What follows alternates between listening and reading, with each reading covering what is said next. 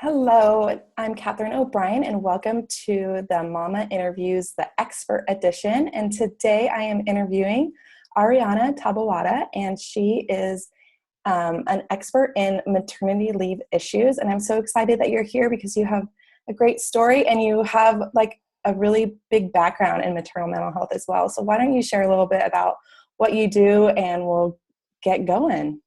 Sure. What brought me to the series is that I have a 1-year-old. So I'm in the thick of new motherhood myself. Yeah. And my professional background, as you mentioned, is as a public health trained social worker. I did 3 years of training with the U.S. Maternal and Child Health Bureau, so specialized pretty early on in my career on that mother-baby dyad and on maternal mental health issues. And so was formerly in clinical settings, then moved into research, and now I'm in private practice where I still get to see clients, but apply the years of intervention research work that I did to really figuring out what among the best practices available is relevant for a particular person, a particular situation. And I do specialize around that period of planning for leaving work and then returning to work. Yeah, I know, because it's such a, I get questions like that all the time from moms. Like that's one of their most stressful things is like figuring out what their leave is going to look like and, financially and taking off and possibly not coming back to work and all these different things. So that's very interesting. So very cool. Well, thank you. I'm so glad that you're here, and especially as a new mom, because I am interviewing moms from all different stages, which is really cool because I think it just offers different perspectives and stuff. And the hope is that I always believe that there's just not one right way to parent your child and how to mother your child and father your child or anything like that. So and some things work for some people and not for others. So I think it's just great to get a different perspective from everyone and see what's working, and maybe something someone says will help someone else. So my first question is like, how do you balance, and I know balance is an interesting word, but how do you balance the mom work and just your relationship roles? Sure. I would say that I am always looking for what can be taken off my plate. Yes. I love that. The trap of what can be added, and there's so many things that added on and just layered, task on top of task or responsibility on top of responsibility. So I'm constantly kind of assessing and asking myself, what do I not have to do? What can I take away and the world will not end, or no one will go hungry, or no one will go unclothed, or no client will go with their needs met. And that really helps me kind of parse out what are the priorities for any given day or any given hour, any given depending on kind of the time frame.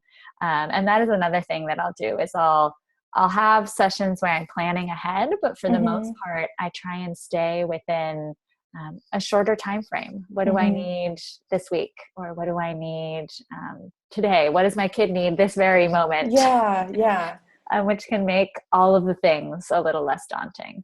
Right. Because it's true. Like when we look ahead, it's like, oh my gosh, there's so much to do. And it's like, no, you just have to worry about what you have to do right now. That's such great advice. That's awesome. Cool. Okay. So the next question is, most moms I speak to say there are moments when they're ready to throw in the towel. Can you describe a time you felt this way and what got you through it? Sure. So as I was getting ready to meet with you today, I was like, right now, I am so ready to throw in the towel. I'll just share with you and whoever's or watching or reading this, that about 10 days ago, March 15th, my husband and my 1-year-old and we moved internationally from Mexico back to California, where I'm from. And we had a very kind of short and sudden planning period. So in the span of about 3 weeks, we got our house packed up. We got our tickets to California. We got, all our personal things in order, work stuff in order, and made the move. So I'd moved before. It's stressful in and of itself. This was the first big international move with a baby. And it's just like, whoa. I was just done. I was so fried, but with the move, you can't really be like, oh, I'll just wait on the packing, or I'll Right. wait on whatever. So just, it was one of those times where pushed myself, saw the limit, pushed myself to it, past it, and was just burnt out. Yeah. So what are you going to do to like recover from that? Because I know that's hugely stressful. Moving is stressful, and then internationally, I imagine, is even that much more stressful. Yeah.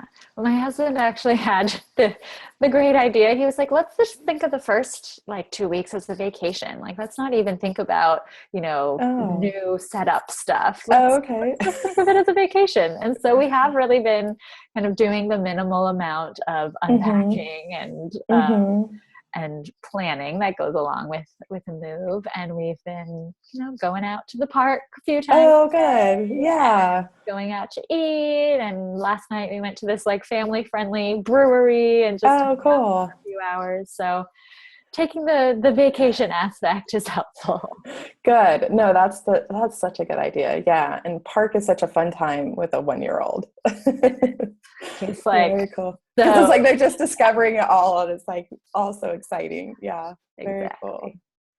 All right. So what do you do when you feel overwhelmed, overstretched, or less than?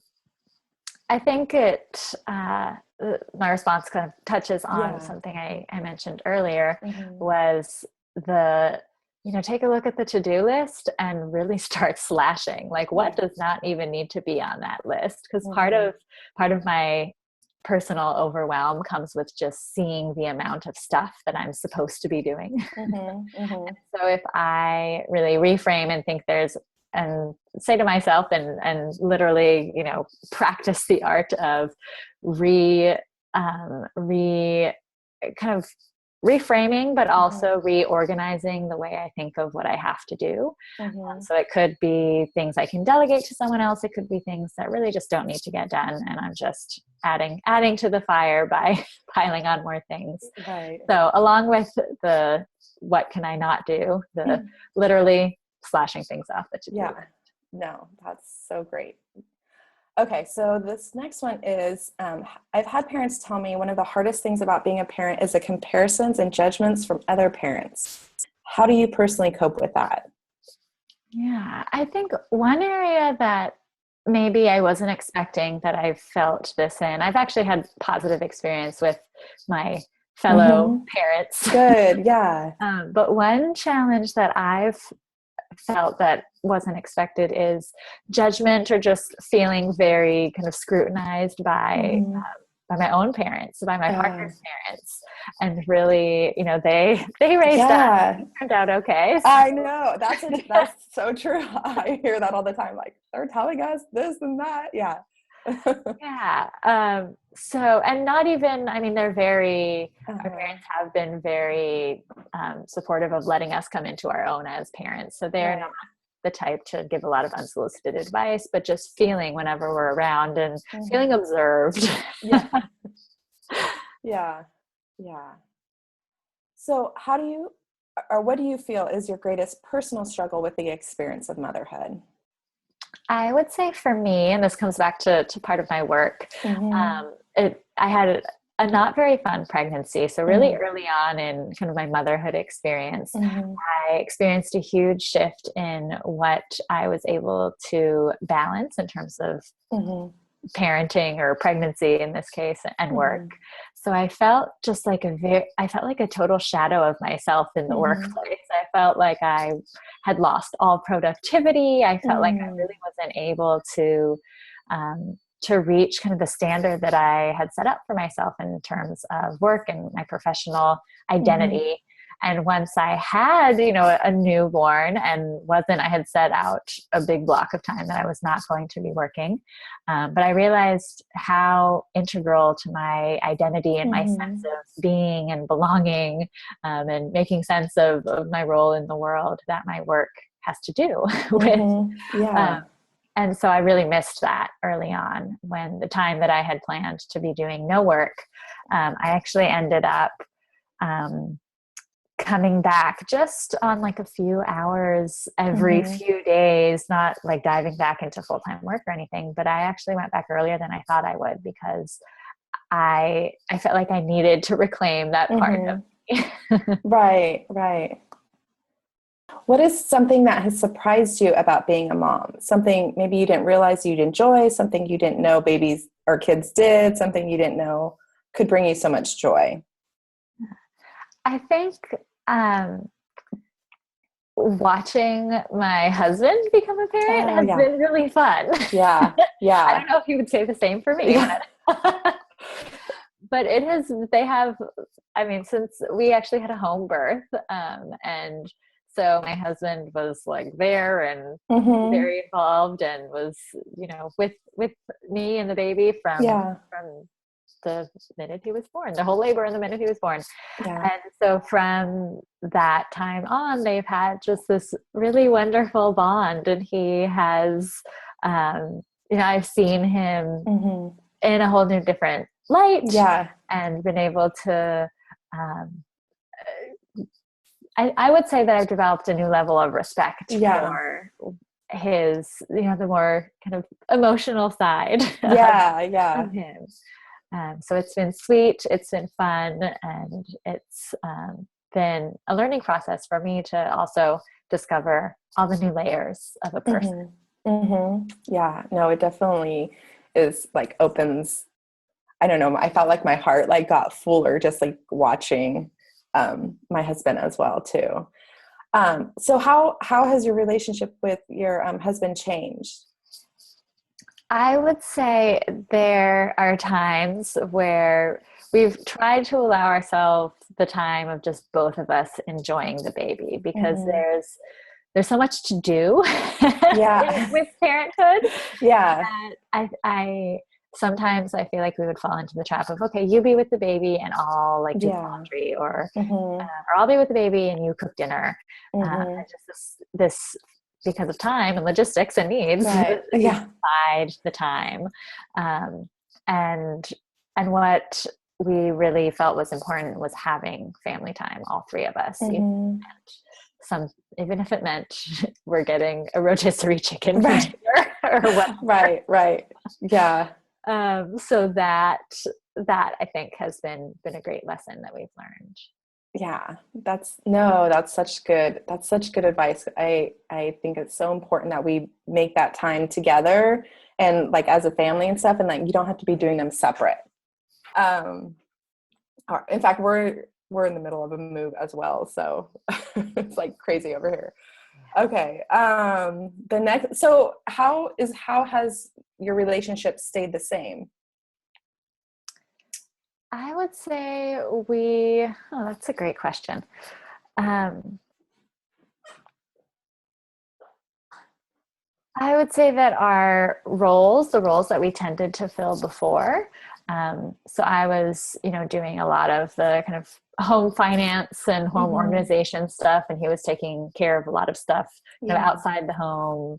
And I would say that those roles have definitely been consistent and to some extent magnified at certain periods over the past year. Yeah, that's good.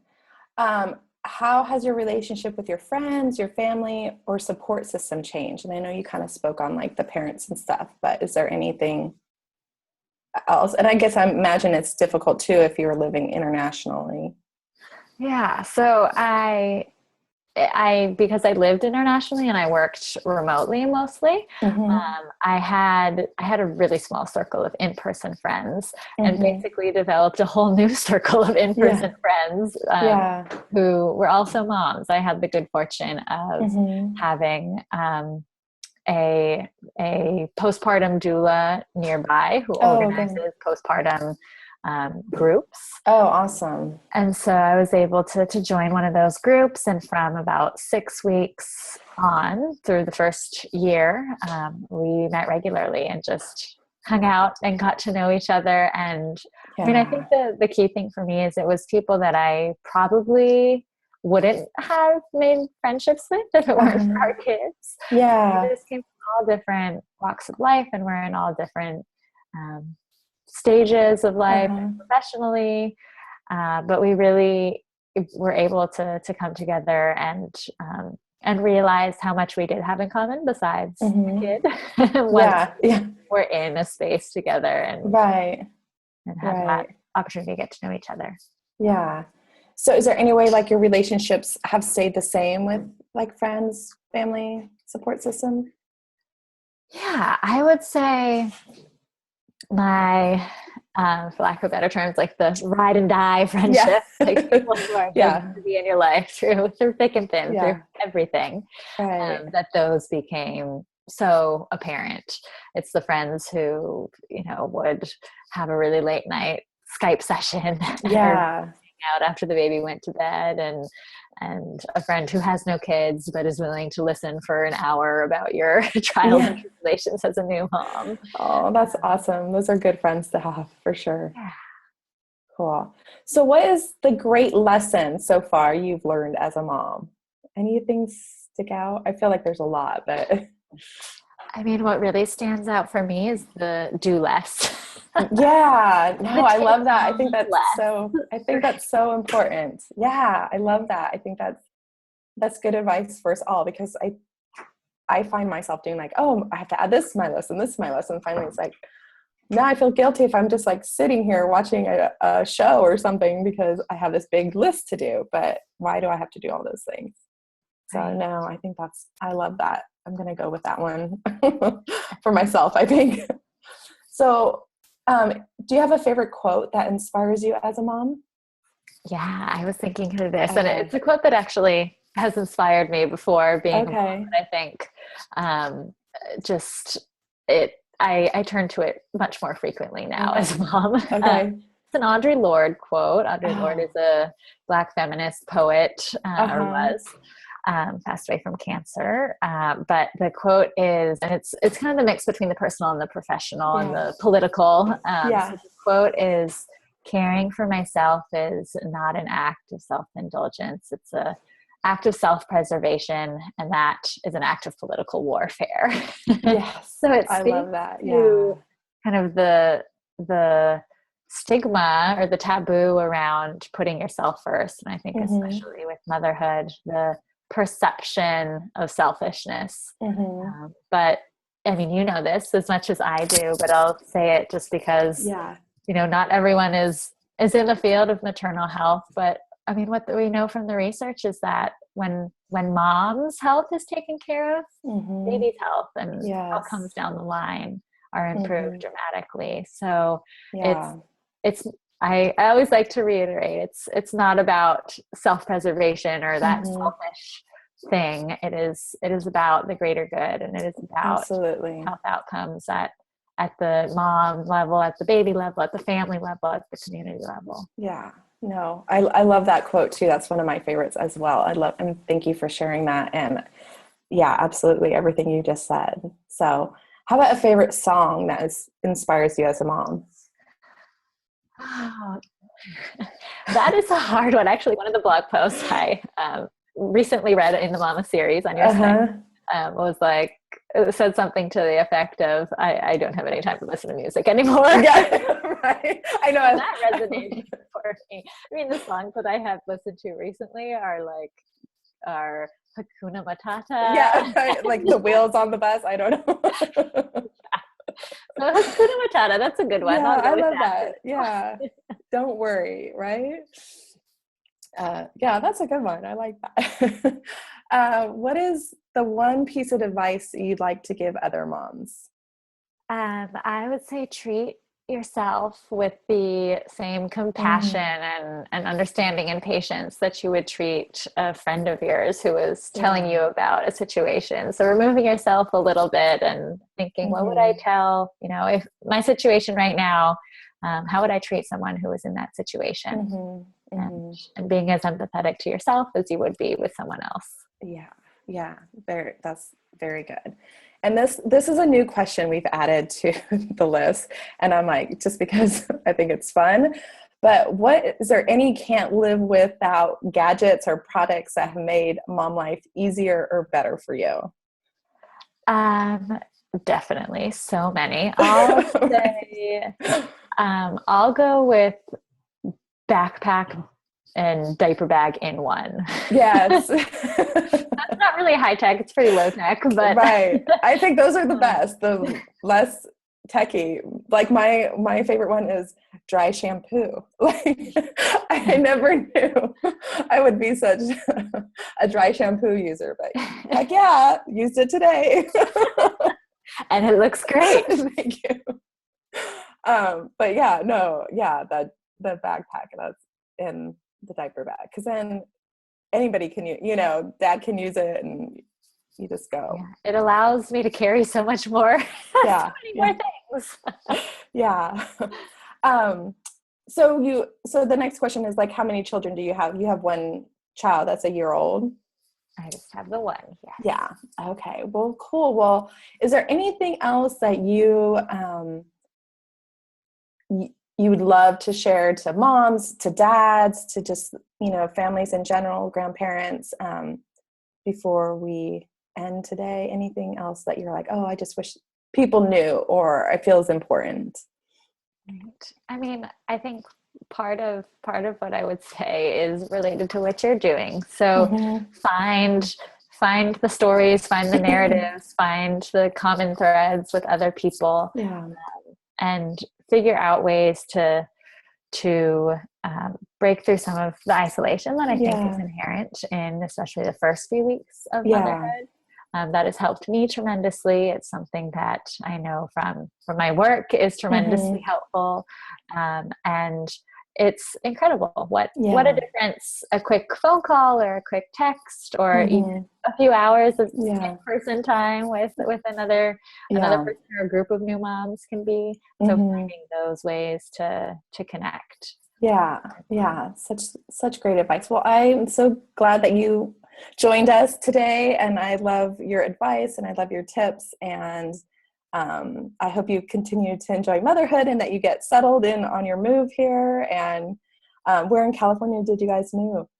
We are right now in Berkeley at my parents' house. Okay. Actually, Okay. Area, so close to Sacramento. Yeah, awesome. And we're not sure if we'll stay here or end up in a different part of California or a different part of the country. It's all up in the air. So you're like in a transition phase. Okay. All right. Well, cool. Thank you for sharing with us, and so glad that you could be here today. So thanks for having me.